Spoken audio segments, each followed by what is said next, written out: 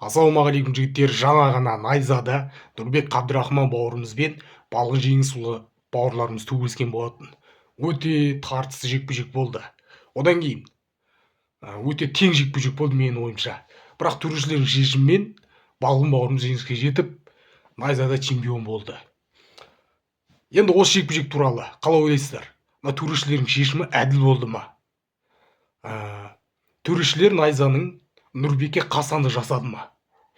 Мына бұлар найза Қытайдың нарығына өту үшін жеңісті әдейі Балғынға берді ма? Осы видеода соны айтатын боламыз, кеттік. Жалпы бұндай тартыс жекпе-жек болады ғой, жаңа 50-50 болып тұрады. Жеңісті қайсыған берсе де, екі жауынгердің қайсына берсе де, екінші жақ риза болмайды. Бұндай тең жекпе-жек солай болады бұл. Енді жаңағы әңгімеге келейік, жаңа айттым ғой. Осы жекпе-жектен кейін ел арасында әңгіме болып жатыр. Әділ болған жоқ. Негізі Нұрбек жеңді, Нұрбекке қасандық жасады мына найза Қытайдың нарығына өту үшін деп. Негізі былай болған, бұл жекпе-жек найза 70 неше мынау, бұл Қытайда өту керек болатын. Бірақ білмеймін не себептен екен. Қытайда өтпей қалды, бұл жекпе-жек өзіміздің Алматыда өтті. Сонда ел арасында мынандай әңгіме бар да. Бұл негізі Қытайда өту керек болатын, бірақ Қытай тарапы ойлады, Балғын жеңіліп қалады деп. Сол себептен Қытайлар рұқсат берген жоқ мына жекпе-жекті Қытайға өткізуге. Дегендей ел арасында өзек бар да. Сол үшін найза Қытай нарығына қайта өту үшін Қытай жақтан бір чемпион болу керек болды да оларда. Көрдіңдер ма? Қандай саясат жатыр артында. Найза Қытайдың нарығына өту үшін Нұрбекті құрбан етті ма дейтін әңгіме бар да ел арасында. Түсініп жатсыңдар ма? Сондай әңгіме бар. Оған не дейсіңдер? Жалпы жекпе-жек көрдіңдер ма?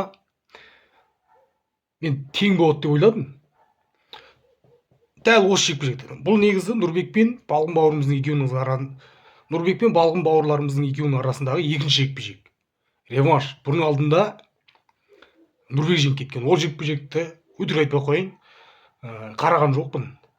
Бірақ мына жекпе-жекті айтайын. Екі жігіт те жаңағындай жеңіске лайық болды. Екеуі де жеңіске лайық болды. Екі жақта жаңа бір-бірінен айқын басым болған жоқ. Мен ойладым тең болады ау деп. Сол қалай ойлайсыңдар енді? Найза Нұрбек пен Балғынның арасындағы үшінші жекпе-жекті Қытайда өткізу керек па? Бірақ жекпе-жектен кейін Балғын айтты, Балғыннан сұрады, Нұрбекке үшінші жекпе-жекке мүмкіндік бересің ба, үшінші рет төбелесесің ба деп. Оған Балғын айтты, біз мына екінші жекпе-жекте нүктесін қоямыз деп айтқанымыз деп жатыр да.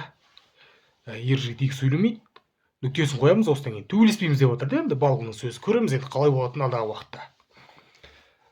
Балғын бауырымыз құтты болсын, бұл мына Қытайдан шыққан алғашқы найзаның чемпионы болды. Ойлаңыздаршы, қанша халық бар, соның арасынан қазақ бауырымыз шығып найзаның чемпионы атанып жатыр да.